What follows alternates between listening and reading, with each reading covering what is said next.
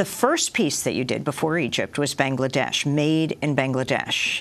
We watched you in this documentary as you sifted through the fire, looking for U.S. labels. Can you talk about what happened there in Tazreen? Yeah, so, there have been a series of disasters in garment factories in Bangladesh over the past several years, but there's been a lot of attention to it in the past year.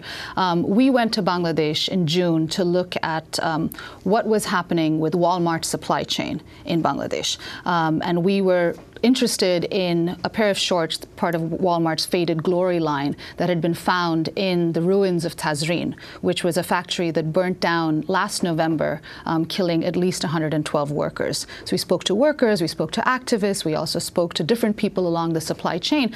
And one of the things we found very clearly was that it is very convenient for large corporations and large retailers like Walmart to not know very much about their supply chain and to remain in the dark about that, because it gives them plausible deniability when there's an accident. And this is something that an auditor who used to work for Walmart told us. It's something that advocates in the U.S., like Scott Nova from the Workers' Rights Consortium, told us, and it was played out by what we saw in the supply chain in Bangladesh. I mean, at the very bottom of the supply chain, what we found is that there's very little oversight, and you have factories that are basically in people's backyards, in their apartments. And large corporations pretend to know nothing about these operations. But this is the building blocks of the garments that we all buy. And it's not just Walmart. What we found is we ended up in a small finishing house where garments are finished. They're sort of trimmed and the buttons are put on, the elastic band is put on. It's the final step before the garments are shipped out. And we found this small finishing house with one small window, bars on the windows, no fire extinguisher, just a thatched roof, about 25 young girls and boys working there on Old Navy jeans. And we found children as young as 12 putting in elastic bands into Old Navy jeans. When we took our findings to Gap Inc., they denied— Which owns Old Navy. They denied any connection to this finishing house, said they didn't know about it, and claimed that the products were either counterfeit or had been improperly acquired.